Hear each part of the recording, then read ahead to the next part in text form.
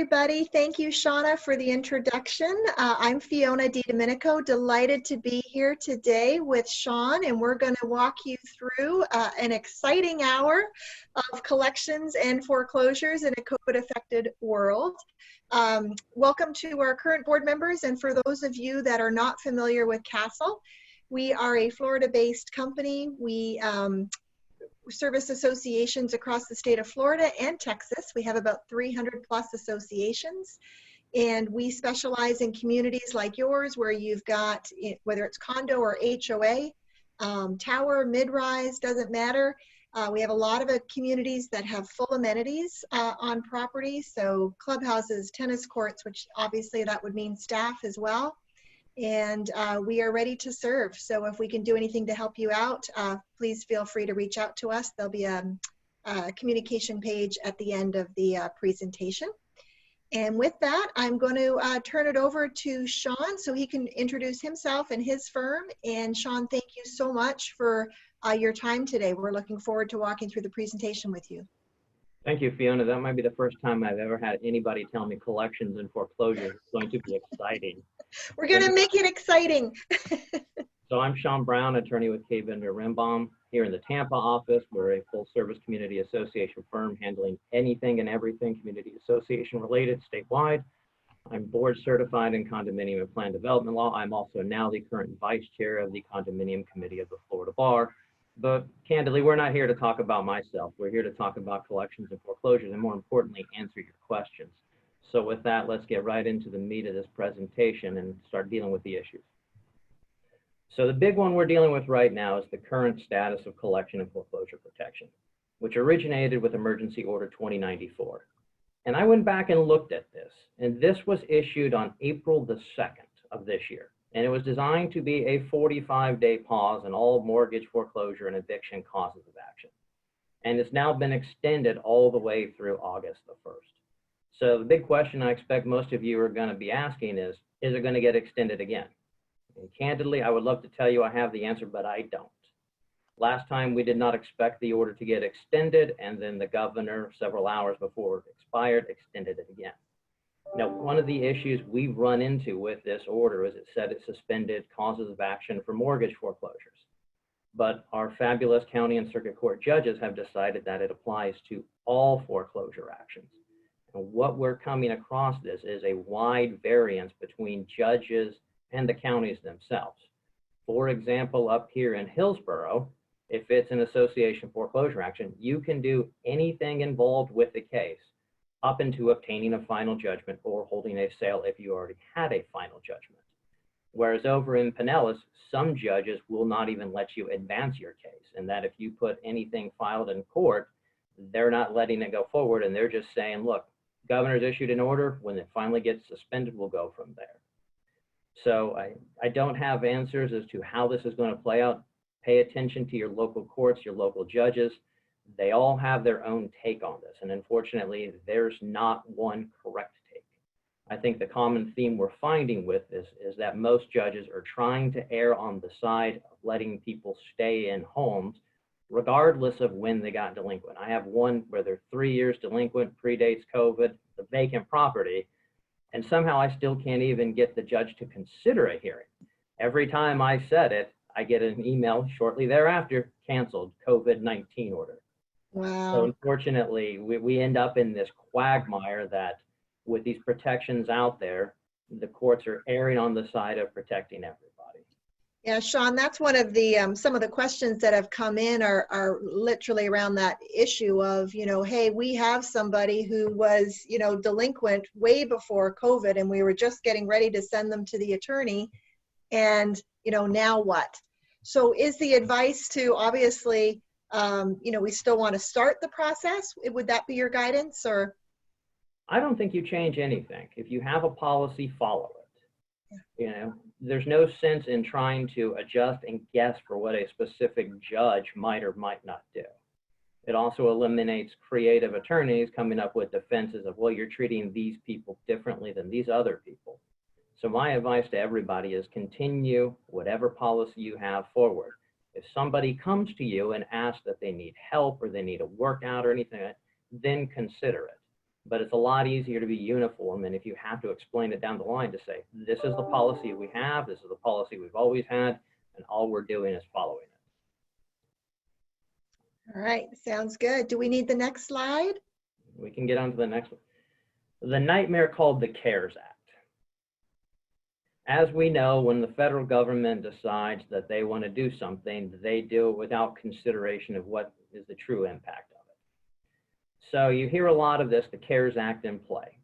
The CARES Act does not affect community associations directly. It does affect them indirectly with the protections that are out there. So it's really federal restrictions on mortgage foreclosures and eviction actions for those who are handling federally backed loans. So borrowers right now have the right to request forbearance, to not have to pay anything for up to 180 days. And then at the end of that, they can request another 180 days. Lenders can't charge additional fees, penalties, interest for anybody in forbearance. They just tack it on to the end of the mortgage. Interestingly, what we're finding out about the forbearance issue is that it actually appears on the credit report history as a negative. And so there's some questions now as to whether people will continue to seek forbearance where they're taking advantage of a benefit offered to them, and at the same time, they're getting dinged for it.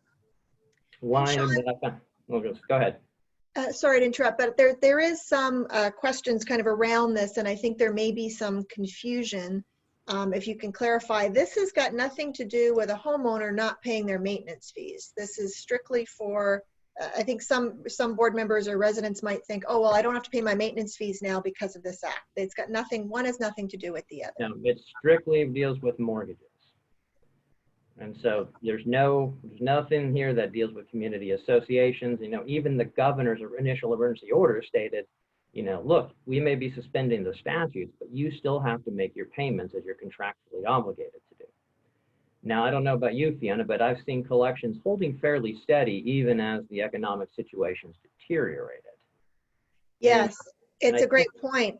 People keep asking us, you know, what's happening, and knock on wood, as they say, right? So far, we have not seen a large increase, you know, in delinquencies, and you kind of hit the nail on the head there, Sean, early on, which is, you know, our guidance to all of our boards is, one, have a collection policy, a written policy that the board follows, and continue to follow that collection policy and continue business as usual. And that sort of stance, I think, has helped in the thought process for the residents, that they understand the association is a business and they need to do their part. They need to pay their fees to keep that business, you know, running. Now, one thing that may be driving this is that the last data we had was as of the end of June. Nationally, there was about 4.2 million mortgages in forbearance.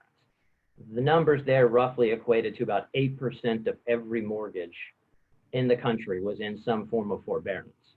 And so it's possible that with the forbearance in play and the payments on the mortgages being tacked on to the back end, that people who are in community associations that are in forbearance may actually be able to make their assessment payments as a result of the forbearance. So maybe for once we have a federal program that actually works to benefit community associations.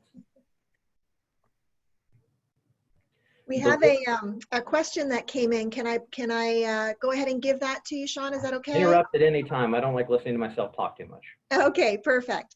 So the question is from Michael, and he says, can a condo association withhold approval of one of a landlord's rentals if that landlord is delinquent on another property in the same association? Well, the first question would always be, what do your docs provide? Do you have that outright approval of sale and lease? I'm going to assume with the question that you do. So in my mind, yes, if they're delinquent, you have the right to go across the board. Now, one of the things you have to consider with all of this is the landlord subject to the CARES Act? And the CARES Act may come into play with the landlord, and the landlord may lack a remedy. So at the, you know, in one way, you're saying you're withholding approval, but at the same time, you may want that landlord to come in a business decision to rent it so there's income. So I think it's not just a straight legal, let's hold the screws to them. You have to look at it sort of from a comprehensive angle of all the stuff that's in play and figure out, would I rather get some money coming in on it versus just taking a hard line and forcing this person to settle up?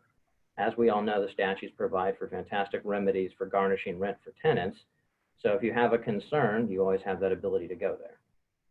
Perfect, thank you. And then just from a housekeeping standpoint, we had a question come in. Shauna, if you can make a note, Linda was asking if she could download the PowerPoint to follow along. So I don't think you're able to download it live, Linda, but we will have the PowerPoint available for everybody that was on the webinar today. So the big one that we're coming out of the CARES Act now is the bar on foreclosures. No federal foreclosures, federally backed mortgages through the end of August. And having multiple colleagues of mine who are in the lender side of industry, it has been an economic destruction to them as they try to figure out how to keep cases alive. And the instructions that they're getting from their clients, Bank of America, Wells Fargo and such, is nothing moves, period. So even on those cases that predated where there was a default and maybe you have a completely new owner, you have a third-party investor who's taken over, the lenders are not pushing forward on anything absent rare exceptions. I've seen a few things move forward, and if it does move forward, what I'm traditionally finding there is it solely relates to issues of discovery, production of loan documents, answers to interrogatories. I've watched probably in the past 60 days 15 to 20 foreclosure sales that were already scheduled off of judgments entered prior to this COVID disaster, where the properties are vacant and abandoned. They've all been vacated, the sales have all been canceled, and everything has gone back into a holding pattern. Wow, interesting, right? So it seems like nobody just wants to touch it at this point, almost. Yeah. It's easier for the lender to just say we're going across the board uniformly versus trying to explain to the federal regulators, well, we went ahead and foreclosed on this property, here's why. Yeah. And so for a lot of associations that are stuck with non-paying units in a mortgage foreclosure situation, I'm not expecting to see any type of relief on that based on what I'm hearing from my colleagues over on the lender side until later into the fall. Once the moratorium comes, they're going to be slow to move forward. They're going to err on the side of going back to these borrowers, offering them modifications, forbearance options. So you're probably going to see a thing where if you had sales that were scheduled during this period, you won't have them coming back up until October, November, December at the earliest. So more of the reason for associations to have that collection policy to be aggressive in pushing forward, given that we're expecting a mortgage hold to last longer than we're currently anticipating. Yeah, and there's quite a few.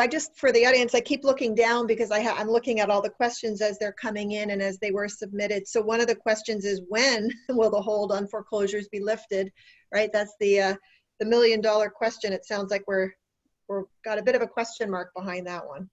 Well, again, it depends on which ones we're dealing with. We're talking community associations. We're all hopeful that August the 1st, that this emergency order dies and we're all able to go back forward. I've heard rumblings potentially that they might extend it to mirror the federal, which would mean another 30-day extension out through the end of August. Mm-hmm. The lenders are, they've talked about September as being the earliest possibility for them to return to foreclosures, but they're also expecting that they'll get additional legislation and restrictions that's going to push them out further. So unfortunately, we may be stuck in a massive holding pattern for a period of time, and we may have to look at other creative remedies to get around foreclosure, such as setting up, single unit or multi-unit receiverships within a community association that allows income to be generated. Yeah, and can we dive into that a little bit more, Sean? Because I know there was a bunch of questions in here about, can we collect the rent? Can the association start to collect the rent directly from a tenant, if the owner is not paying their maintenance fees? Maybe we could start there, and difference between whether it's an HOA or a condo, if there is a difference. I don't see a difference between an HOA or a condo. And given that they're talking solely on the foreclosure aspect of it, if you're sending out the rental demands authorized by statute in a pre-foreclosure posture, there is no restriction on that. Now, as we know, if they don't pay, you have the right to evict, which you're not going to be able to do. That's also tied up in this hold order from the governor through August 1st. And as we're also expecting, whenever that order gets lifted, you're not going to get back to your normal run-of-the-mill evictions and writs of possession. We're expecting courts to want to have final judgments with possession extending out 30, 45 days afterwards to allow people to be put on the street. You know, I hate to say it, but the judges are elected and they look at it, and the last thing they want to be is that judge that puts somebody out on the street in the middle of a pandemic situation, regardless of the basis behind it. You know, there's plenty of instances. I can think of one in South Florida where judges have drawn the line in certain times in foreclosures. They draw a challenger in the election, they lose the election, and now they're out of a job. So always be cognizant of that fact that even if you're right on the law, the judge is going to be considering that, one, this is an election year, and if it's not, they're not up for election, they'll be up for election some point in the future, and they don't want to be that person that's on the front page of the Tampa Bay Times or the Miami Herald of local judge orders family of 4 into street in the middle of pandemic. Right. Yeah. And we've got a clarifying question from Jan. She says, we have a resident who has filed for bankruptcy and the court ordered surrendering her property to the bank because it is very much underwater. The bank started foreclosure proceedings. Will the moratorium be extended again if the foreclosures are extended beyond August 1st? Or is this Sean's point, it will be determined on a county by county basis? Well, there's the bankruptcy wrinkle to that, which adds to the fun of this. You know, unfortunately, in bankruptcy land, surrendered means nothing more than you don't oppose the lender's foreclosure.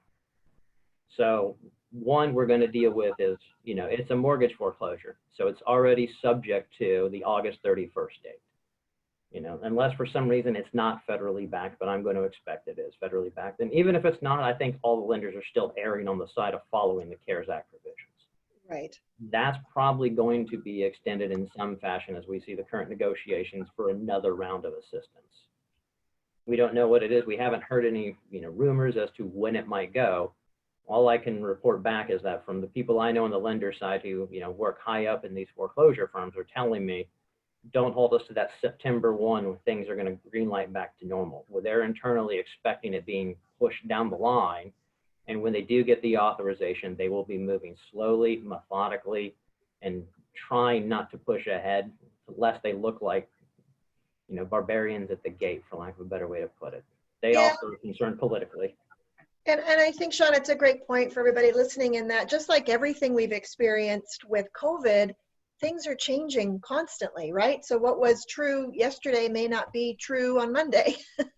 And hence, you know, our guidance is always, especially in these circumstances, when you're talking about multiple different, you know, parameters, you have to get with your association attorney. For those people listening that are self-managed or think, you know, hey, we've got a committee member who was an attorney in another state, don't go there. Get with your association attorney and make sure you've got, you know, your T's crossed and your I's dotted for sure.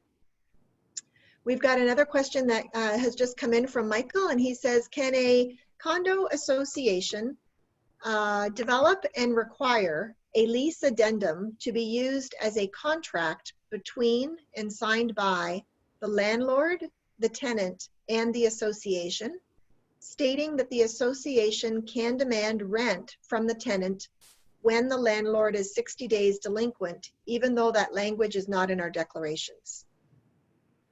My experience with that is, at least if you can, amend it into your declaration. In trying to adopt it as an independent policy and then give yourself effectively an attorney in fact relationship with that contract creates a host of problems. And more to the point, when you think about judges who are going to get this, and for those of you that don't go to, you know, civil court often, spend more time there than I care, judges have 3,000 to 4,000 cases. And so they don't have a ton of time to devote to things. And if you're having to wade in under your lease addendum and really methodically walk the judge through how you got where you got, there's a chance the judge is just going to say, look, this is too confusing, and kick you out. You know, right now we're lucky to get basic UMC, which is a uniform motion calendar hearings, 15 minutes. And if you can't explain the matter to the judge within 5 of those 15 minutes, most judges are generally going to boot you and say, no, this needs to come back for a special set hearing. And when you get a special set hearing, that's usually 60 to 90 days out. Now, I have lease addendums. I've drafted them for clients. They've adopted them into their documents, and we've enforced them and never had an issue with it. I have not tried to enforce one where we've just created as a matter of policy or as a rule. because the last thing I want to do is risk having a rule that contravenes my declaration and at the same time run into effectively what I might be an interference with a contract between the landlord and the tenants. Okay, great. And we have another question that came in from Joanna, and she says, hi, should the association charge late fees or interest? Do you have an opinion on that or some guidance? Hi, Joanna. And I would say if your docs provide for late fees and interest, charge them. There's no reason not to, unless you have some really unique factor that requires it. Maybe you've reached a settlement agreement where you've effectively made those some kind of liquidated damage that will be waived at the end of the completion of a settlement agreement. Beyond that, if they're delinquent and your docs provide for the fees, charge them. There's no reason not to. Yeah, and I would also add, Joanna, just again as a best practice, because some of the questions that are coming in are asking about, you know, how do we go about collecting, you know, fees and interest. It's going to be in your documents, and as a best practice, you want to have that written collection policy. That's basically, from a castle standpoint, what we do is we look at your documents, we kind of pull that part out that speaks to, you know, maintenance fees are due on the 1st, I'm making it up, due on the 1st, late on the 10th. You know, there's a late fee as of the 10th, and you've got, you know, X number of days to pay before it will go to the attorney, essentially, for non-payment. So we pull all of that information out, we put it in a nice, easy to read collection policy that any layman could look at and understand. And we have the association's attorney bless that policy, and then that's what the board uses, you know, as their guidance. So you definitely want to make sure you've got that documented. We have another question that came in from Dana, and she said, doesn't the statute allow you to collect rent from the tenant of a delinquent owner? The statute does provide for that. I've run into a creative argument once where somebody was arguing the statute was an impairment of the obligation under the declaration, since the declaration did not authorize that. Rather than slogging it out through countless hours of litigation where only the lawyers win, we reach an amicable resolution. But the statute is there, and it is convenient to literally just point to it and say, here it is. And I think that is a great pre-foreclosure tool to have at your disposal. Now, if you've already filed foreclosure and you want to go down that route of sending that type of notice, you know, then it's debatable about whether you can do that independently, separate from the foreclosure, or whether you should be seeking either a receivership or effectively an impound order from the court to have the funds at least put into the registry pending disposition of the case. Okay, excellent. And just a reminder to everybody who's on, go ahead and chat your questions in. I am trying to answer as many live as we possibly can. And then in between Sean's slides, I'll also refer to the ones that got emailed in, because some of those we're going to hit on just as Sean's kind of talking through anyway. But I am keeping an eye to make sure we're going to try our best to get everybody's questions in. Actually, we could go back one slide. I wanted to point one thing out. So we had the question about the owner with multiple units, and I would point out on the CARES Act of Part 3 that if they are effectively borrowing under a federal loan and they're basically multifamily and they qualify, that they have the ability to get forbearance for 30 days initially at the start of the CARES Act and get to 60. But what they run into is if you get forbearance, you cannot evict your tenants and you cannot charge late fees. So when you're talking about dealing with that person who owns multiple units and whether they're encumbered by a singular mortgage that would qualify as multifamily, they may be subject to that provision where they're at their wit's end and can't do anything. And if that's the case, I don't know if the association coming in and trying to collect the rent's going to solve much of anything if the tenant's not paying already and there's no eviction right. We know you're not going to get an eviction currently under the existing order. As we'll get to later on, we're expecting further orders from local governments and also the circuit courts themselves that deal with it. And then you finally, just a note that if the tenants are receiving federal assistance, you know, they can't be evicted for 120 days. Those are, you know, your traditional true federal assistance programs. They can't be charged late fees, penalties. And if you do get the ability to eviction, you have to give at least 30 days to vacate, which is what we're expecting to see a lot of the state courts start providing once eviction moratorium is lifted. So now we can move forward. And maybe, Sean, if you could just speak in sort of simple terms. One of the questions is a basic question of how do I even start foreclosure? Can you kind of walk us through maybe what that looks like? Well, I mean, it's fairly straightforward, and I just like to say it's almost a cookbook within community associations. You have your initial notice of your, what we call an intent to lien. You give them either 30 or 45 days to pay. If they don't, then you have the right to file a claim of lien, and then you can send effectively what is a pre-foreclosure notice in foreclosure litigation terms. That gives them either another 30 or 45 days, depending upon whether they're a condo or HOA. And then at that point, if they haven't paid, there needs to be an election about whether or not you wish to foreclose. Right. Now, the issue becomes unique given the type of community. If you're in a condo, you have a 1-year limitations period on your lien before it expires, where if you're an HOA, you run into a general statute of limitations, which could either be 4 or 5 years, depending upon how creative you want to be with the arguments. At that point, my recommendation to everybody when they get that stage is at least order what we call an O&E report, or an ownership and encumbrance. Get an idea of what is on that property. What are the mortgages? What are the other liens? Where does your lien sit in priority in relation to those other liens? A lot of times community associations slot into a nice second position by virtue of the statute, which means that if you've got second mortgages on the property, you can wipe them out. After that, I think it's really more of a candid discussion between the association and their counsel regarding, is it subject to a mortgage foreclosure? If it is, where is the status of that mortgage foreclosure? How long has this been delinquent? Do we have any information about the likelihood of payment? So it's not just a simple, straightforward, this is how you do it. Once you get to that point of filing the foreclosure, you need to make that really tough judgment call.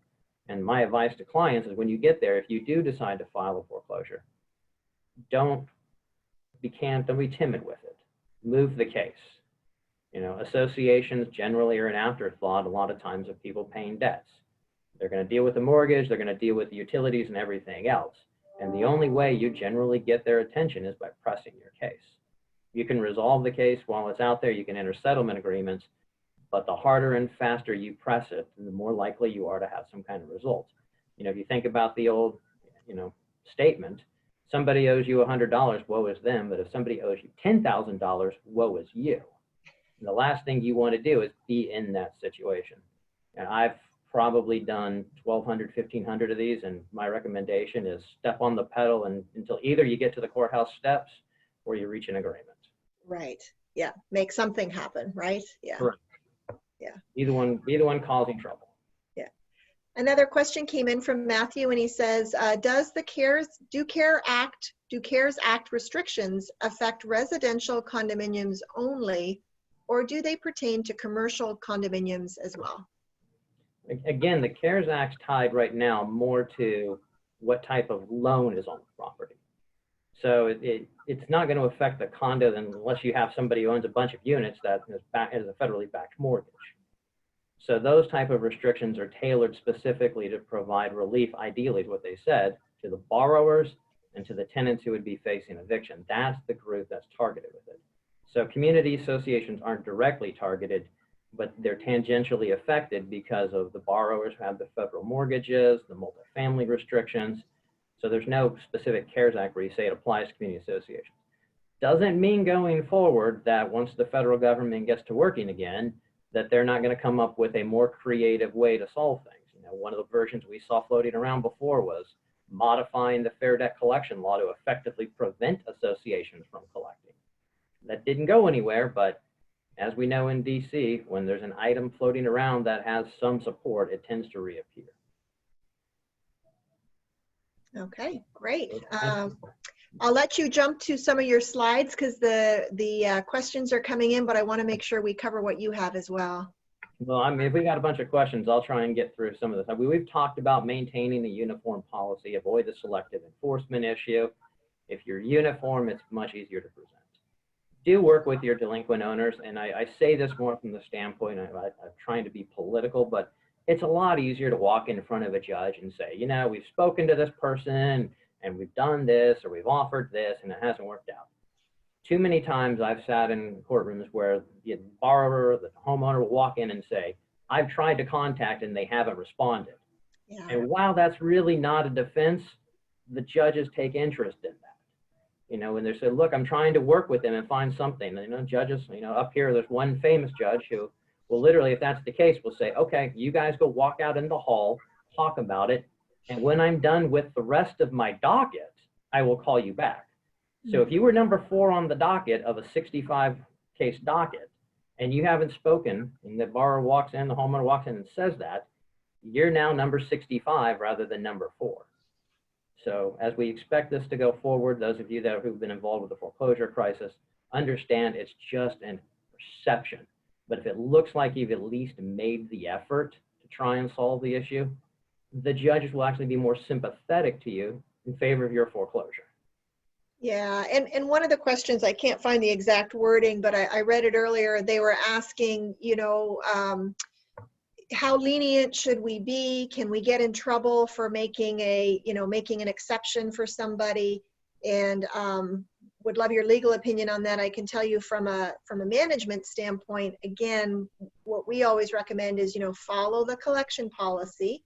And then once someone does raise their hand and say, hey, even before COVID, if someone was in a horrible accident or, a family member passed away, whatever, there's a process in place for that person to, speak with or plead their case to the board and, work out a payment plan or whatever it is and document. And, obviously we always say you've got to give everyone the same sort of opportunity.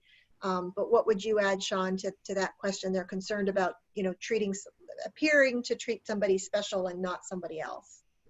As long as you can back up the reason why you're doing what you're doing, I don't think there's an issue of selective enforcement or favoritism. Every case is going to be different. You can have 3 owners who went delinquent at the same time on April 1st, and you're dealing with them all now, and they're going to all be positioned differently. You may have one who's under the specter of bankruptcy where you're looking at that slightly different. You may have one that's a second home and really doesn't care, and it may be one that may be the homestead property, and it's going to look at it different. So I think as long as you can actually justify the decision you're making and that you're actually taking into consideration what is the information you're being presented with. And I always say trust but verify. So try to document as best you can, because in these days, people are creative with what they will tell you. I don't think you run into that issue. And one unique quirk of it is if you're actually in foreclosure and dealing with it, I think you actually have a little bit more leeway because Florida courts generally favor settlements of cases.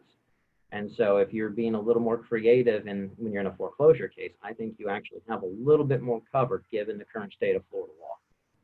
Right. Okay, we've got some questions rolling in here. Can we file a foreclosure lien that includes unpaid condominium dues that are older than 5 years? I don't think you can get there. I will say that having argued the Bollettieri case before the Florida Supreme Court, having lost the Bollettieri case before the Florida Supreme Court, the statute of limitations is a different animal these days. Though I think mortgages, I hate to say it, have sort of gotten their own limitation, whereas in associations, monthly assessments or quarterly, whatever it may be, will still run into the 5-year statute of limitations, and that's out in 9511(2)C, which is the statute section. So I don't think you want to sit there and hold them older than that. I've seen cases where if you include them and the court, nobody raises an issue, it'll go through. I've also seen it where those are included and you run into a potential Fair Debt or Florida Fair Debt Collection Practices Act, which, as I'll get to shortly, has been expanded to a certain extent.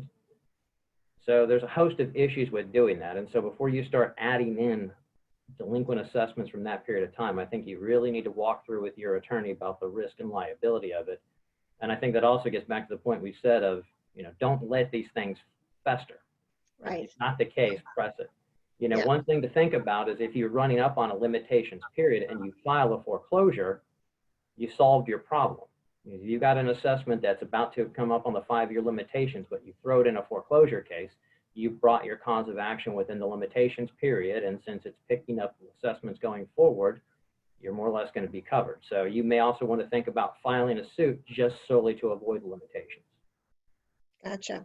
We have one, here's a question, I'm sure you've never had this one before. How do we address owners in legal collections that claim they never received a letter because it didn't go to their off-site address? So it sounds like maybe they're, this is a second home for them, and the letter has gone to the actual physical address of the property and not theoretically their home address or mailing address.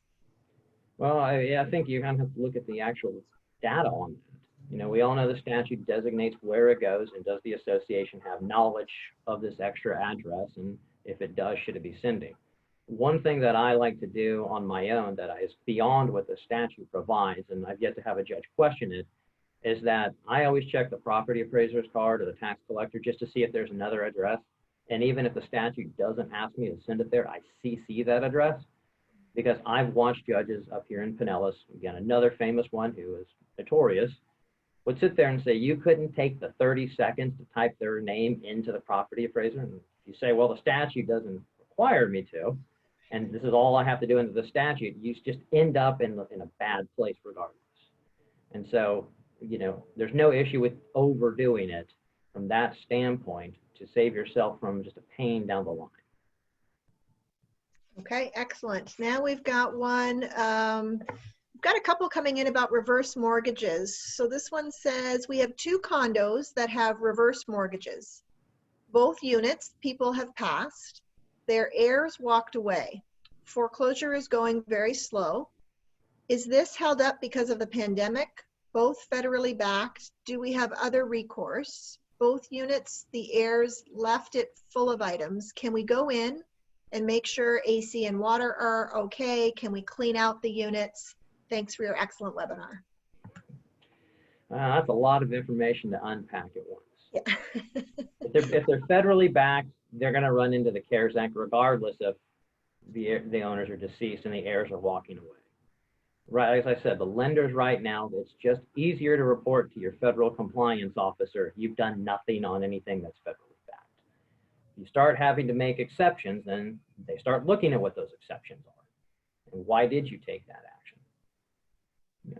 If you go into the property, I'm assuming condo, you have the right to go in, take the action necessary to avoid deterioration of the common elements. There's the ability to potentially charge for those. One thing that's going to complicate this is if it's truly in an heir situation, then you've got to get title vested out of the estate. And I actually have an association right now that's having me actually run a probate of a guy that's deceased so we can vest the title in the heirs and foreclose it versus doing a giant heir search and chasing them down. Wow.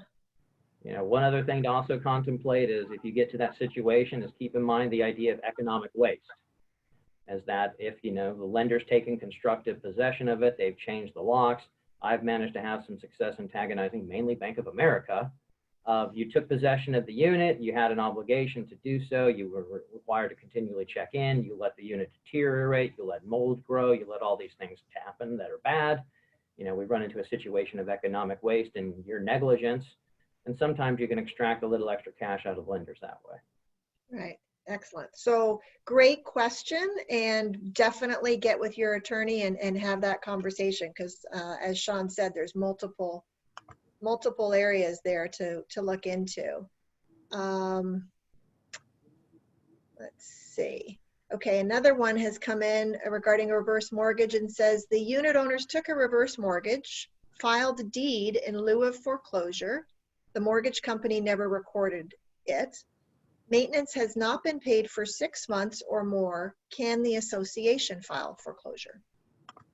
Well, I guess my first question is if they've executed a deed in lieu of foreclosure, I'd want to know sort of the specifics of it, especially if you can get a hold of that. A deed, as we know in Florida, is effective on delivery. Now, if the owner just signs a deed and records it, then what you have there is effectively what we like to call a wild deed. It's out there, but it really doesn't do anything because the lender never accepted it.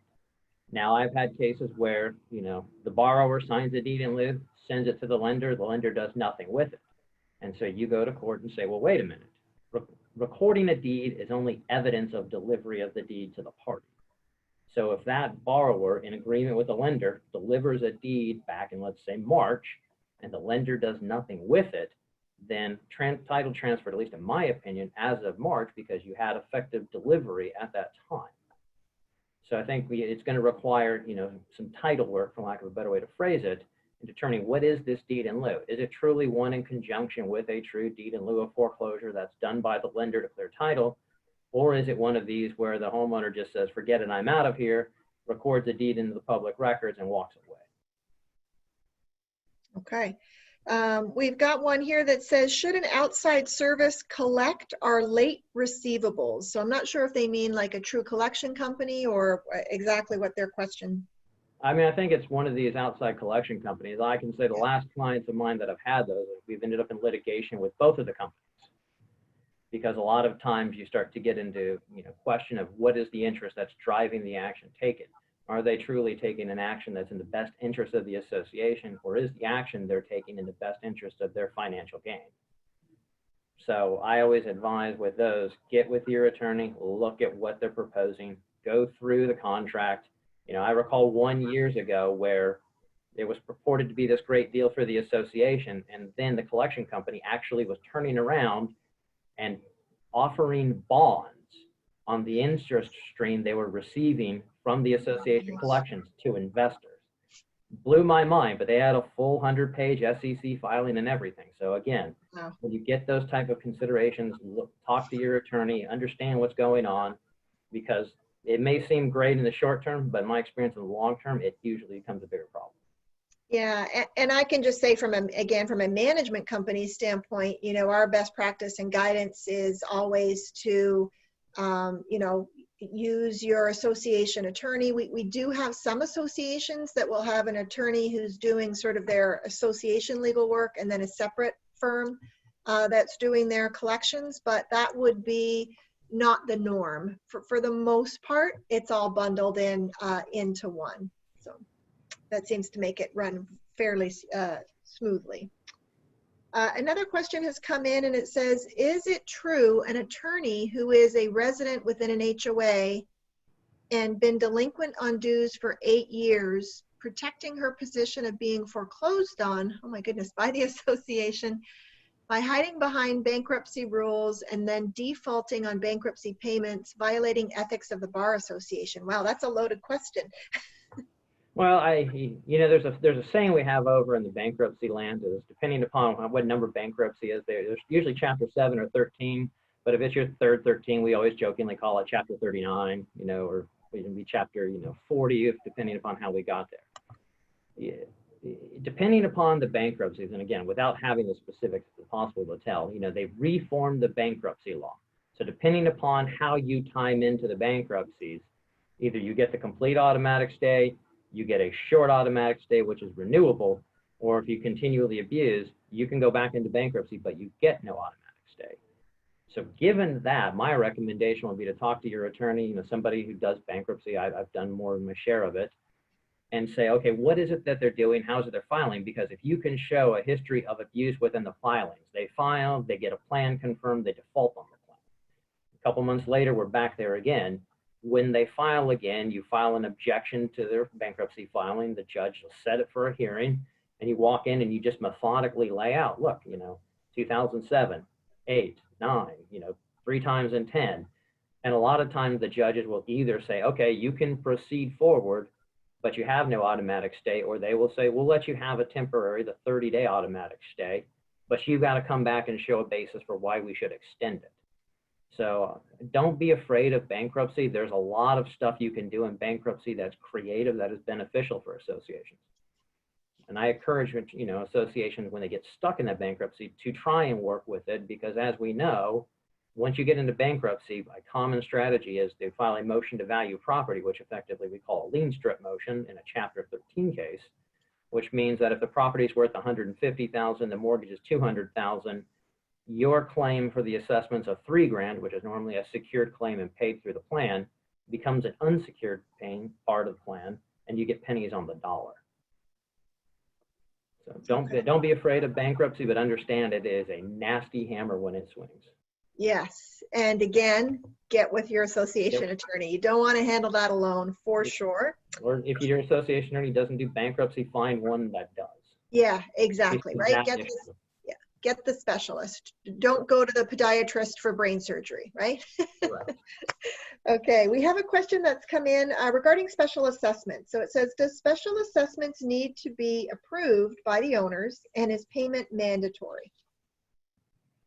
Well, I think the approval is going to be contingent on what your documents say. I'm more trying to make sense of, is payment mandatory? I don't think I've ever had an association levy an assessment to never collect it. Right. That's a first. One thing to be cognizant of when you get into the special assessment world, and I don't tie back into bankruptcy, but it comes out of it, is a lot of times we think we pass the assessment on January 1 and we make the first payment due in July. We want to give 6 months to let everybody build up. But there's bankruptcy cases out there that say that assessment became due when you passed it at that meeting back in January. So understand, at least from a bankruptcy standpoint, as we're facing this, that if you push the payments out, and let's say the owner files bankruptcy in March, you're thinking that they're going to have an obligation going forward on your special assessments and their installments, when in fact, your whole special assessment is going to be subject to potentially tied up in the bankruptcy because the assessment was levied prior to. Good point. Yeah. Yeah. And again, for a best practice standpoint, when an association is considering a special assessment, right, you want to get with your management company and your experts to look at, you know, one, do you really need one? Are there other potential options, right? And then two, what is the process to go through to make sure that you are levying the special assessment, you know, appropriately per your documents, you know, meeting notices that have gone out or mailed appropriately, et cetera, et cetera, et cetera. And then once, as Sean mentioned, you have that meeting and the special assessment does get adopted, you know, that information needs to get put on the estoppel regardless of when the payments are going to start. So there's a lot of steps in that, and you definitely want to, you know, speak with your management team and speak with your attorney to make sure you get them all followed appropriately. We had another question come in, Sean, and it says, is a management company authorized to send a rent demand to a tenant, or should this be done through the association attorney? The fabulous world of the unlicensed practice of law battle from about a decade ago. The short answer is there's no clear guidance. You know, I tend to think of that as more of a true attorney function. One thing to be cognizant of, whether you're the association doing it yourself, whether you want your attorney or your manager, is the recent trend we've had starting in October of last year and carrying forward this year, which was in Florida. Florida has its own Fair Debt Collection Act, which is actually a little bit more favorable to consumers than the federal. And what we've had is we've had a case come out of the First District Court up in Tallahassee, and then recently out of the Fifth District in Daytona, where they've retreated from positions about community association assessments being subject to debt collection. Obviously, it's got to be a household consumer, can't be an investor type situation. But the concern you have there is it's subject to who is subject to it. Under the federal, it was always the attorney. They're the debt collector. Florida is more expansive. So the association that wants to post the notices on the board of who's delinquent, subject to the Florida law, not the federal. Management companies are subject to that. And we also have now, tying into this, is that late fees, and you get into the issue of fines, those are also now becoming subject to the Consumer Collection Practices Act and fair debt. So it is a loaded mess when you start walking into this. So my advice is, you know, regardless of what you're thinking, is the attorney doing it, you know, is it cheaper to have the management company do it? Contemplate that at the end of the day, whoever's doing it, you still may get tied up into a fair debt or a Florida Collection Practices Act based upon the content of that notice. So you may want to go with the attorney just to be safer. Mm-hmm. Okay, great. And then we have a question that's come in. It's talking about the bank not paying assessments or doing repairs for a foreclosed property, and how do we handle? I know you touched on that a little bit, but maybe you could just reiterate a little bit for us. So given that fact, I'm going to assume that the bank is taking title. So if the bank's taking title and they're not paying assessments, they're a unit owner. Treat them like everybody else, foreclose them as fast as you can. You know, if you want to have fun and you just feel like having fun, and I had a client want to do this one time, you actually can go get a money judgment, go levy on it, go down to your local Wells Fargo, show up with your order and a writ of execution from the sheriff, and try to start selling their office furniture. They will pay you rather quickly at that point. Oh, you know, as to the repairs, it depends on, are we talking about a condo or HOA, and what is the obligation to repair and what type of repairs we're talking about. But if the bank is your unit owner, treat them as the unit owner. It doesn't matter if it's Fannie Mae, Bank of America, Wells Fargo. They should all be treated the same. And if you hold every other owner's feet to the fire for not maintaining their property, hold the bank's feet to the fire. It may take them a while to figure out what's going on, because your notice to them has to pass through 6 different levels of managers to get to the decision maker. But that's fine. You just keep proceeding along. And yes, we know the banks have the money and they will eventually pay and they will fix to avoid the nightmare. Perfect. So just from a time check here, we're at 12:51, so we've about 9 minutes or so left. We don't have any open questions from the audience, so if the audience has any last minute questions, go ahead and type those in for us. I'm looking at my sheet of questions that were submitted before we started, and I think we've hit on most of them, but there was one particular one where they're asking for some guidance. In other words, what questions they're saying should I be asking my attorney in order to determine whether it's beneficial to foreclose after a lien? Kind of have like maybe a top 5 or top 10. I think what, like, as I mentioned it a while ago, get that ownership and encumbrance report. Know what type of property you're dealing with. How many mortgages is it subject to? What are the values of those mortgages? I think that's going to be your main driver, is getting that, figuring out what are the liens on the property that are other than the association's lien. Are there federal tax liens? Are there code enforcement liens? Then from that standpoint, figure out what is the association owed in assessments. Is there a pending mortgage foreclosure or something else out there that's infecting it?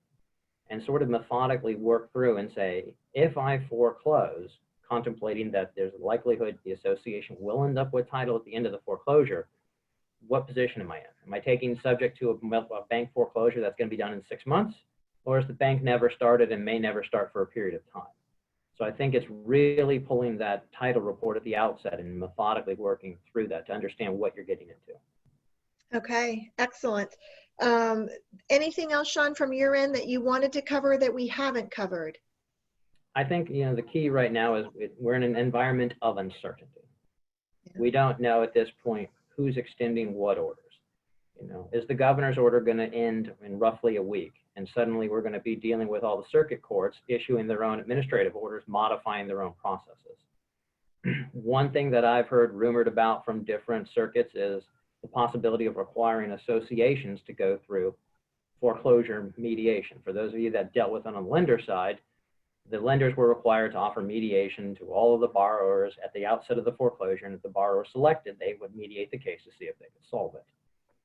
It did not apply to associations during the foreclosure crisis.